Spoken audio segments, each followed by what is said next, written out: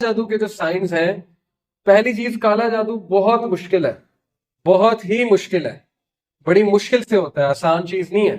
वो बड़ी मेहनत करनी पड़ती है, जिन्नात को और जादूगरों को अच्छी खासी मेहनत करनी पड़ती है। अब आप चांस ना दें। पहली चीज ये कि वो होता कब है, जब इंसान खुद मौका देता है। जब इंसान का ईमान बहुत कमजोर होता है तो शयातीन को जो है वो बड़ा चांस मिल जाता है। नंबर 2, जब वो नमाजें नहीं पढ़ता एक शख्स, वुजू की हालत में नहीं है, तो फिर ऑफ कोर्स चांस मिल गया उन्हें बहुत ज्यादा। नंबर 3, गंदगी में जब इंसान रहता है बहुत ज्यादा, गलीज हालत में तहारत नहीं करता, तो जाहिर है चांस मिल गया उन्हें। औरतों के हवाले से निफास का जो ख्याल नहीं रखा जाता, उस हवाले से बेपर्दगी एक बहुत बड़ी वजह है जिन्नात के असर की। लेकिन बहरहाल फिर भी बड़ा मुश्किल होता है, फिर भी बड़ा मुश्किल होता है। अब इसके मुख्तलिफ तरीके हैं जादूगरों के। बकरे की सिरी मिलती है, ठीक है, और इसी तरह ख्वाब आते हैं अजीबोगरीब, खून के छींटे नजर आते हैं आपको ख्वाब में। छिपकली, मोजी जानवर, शेर, सांप ऊंचाई से गिरते हुए देखें आप अपने आप को, ये एक सिंबल साइन है, वन ऑफ द साइन। जरूरी नहीं काला जादू है, वन ऑफ द साइन, एक साइन है कि हो सकता है आप में काला। आपको बैठे बैठे जो है ना वो दौरे पड़ने लग जाए, आपका जिस्म कांपने लग जाए, आपको ये पता ही ना हो कि 5 मिनट पहले मैं कहा था।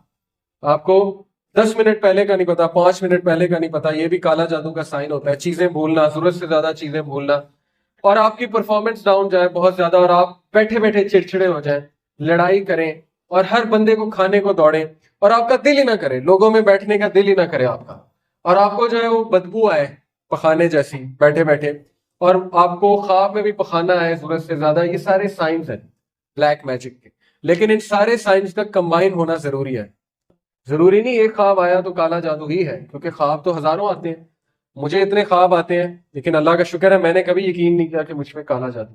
असल बात है ज़ईफुल एतकादी, स्पेशली खवातीन में, माजरत के साथ मत ये समझे कि आप में काला जादू और आपको नजर बद होगी, क्योंकि अल्लाह से उसने जन रखे।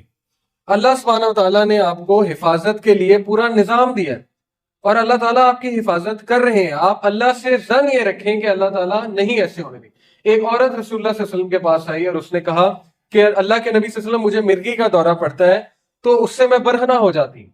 तो नबी सल्लल्लाहु अलैहि वसल्लम ने कहा, मैं तुम पे रुकिया तो कर देता हूँ, लेकिन मैं तुम्हें एक बात बताता हूँ कि 70,000 लोग बगैर हिसाब के जन्नत में जाएंगे। उनमें से एक हुआ है जो रुकिया नहीं कराता, जो अल्लाह पे बहुत एतकाद करता है, रुकिया नहीं। तो उस औरत ने कहा कि मैं भी उनमें से होना चाहती हूँ, लेकिन आप मेरे लिए दुआ फरमाइए कि मैं बरहना हो जाती हूँ वो ना हो। यानी उस औरत में इतनी हया थी कि इसके बावजूद भी उसे फिक्र ये थी कि मैं बरहना हो जाती। तो नबी सल्लल्लाहु अलैहि वसल्लम ने हाथ उठाकर उसी वक्त उसके लिए दुआ की। उसको फिर भी पढ़ते थे दौरे, लेकिन वो बरहना नहीं होती थी, क्योंकि नबी से उनकी दुआ थी। तो ज़ईफुल एतकादी एक बहुत बड़ी वजह है हमारे मुआशरे में। शेख साले अल मुनज्जिद का फतवा है, सऊदीया के बहुत बड़े आलिम है। वो कहते हैं कि 90% केसेस में, 90% केसेस में ये जहनी मर्ज होता है, जादू नहीं होता है। ये आपके जहन का फतूर है। कुछ लोग कहते हैं ना, समझते हैं जादू हो गया, वहम वहम हो जाता है उन्हें। तो वहम भी बहुत खतरनाक चीज, वहम भी बहुत खतरनाक चीज है कि मुझे नजरें बद लग गई और मुझ में काला जादू हो गया है। और जितनी आप ये बातें करेंगे उस खबीस को ज्यादा एनर्जी मिलेगी।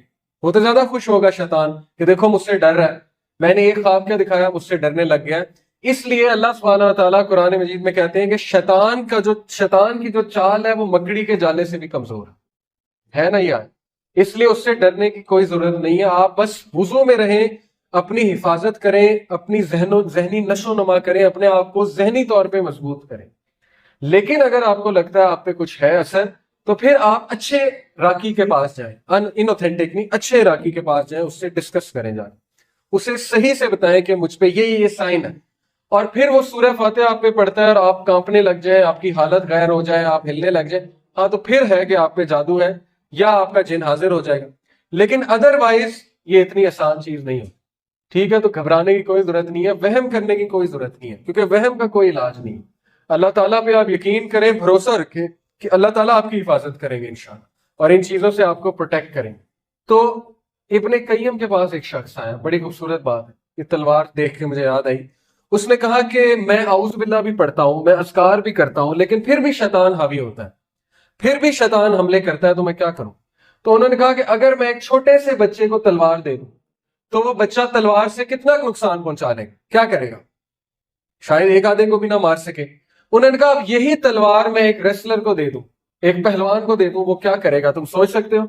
उसने कहा कि वो तो शायद पूरी कौम को हलाक कर दे। कहते यही मामला है, अज़कार तलवार की तरह है, लेकिन तेरा ईमान या छोटे बच्चे की तरह है या उस पहलवान की तरह। अब अगर तू अज़कार कर रहा है लेकिन तुझे यकीन कोई नहीं है, तू बस पढ़ी जा रहा है, 100 बार पढ़ रहा है, 200 बार पढ़ रहा है, तू 20-20 पारे भी पढ़ रहा है दिन में, लेकिन तेरा यकीन ही नहीं है और तुझे अल्लाह पे भरोसा ही नहीं है, तो फिर तू उस बच्चे की तरह है जिसके हाथ में तलवार है और वो तलवार से कुछ भी नहीं कर सकता।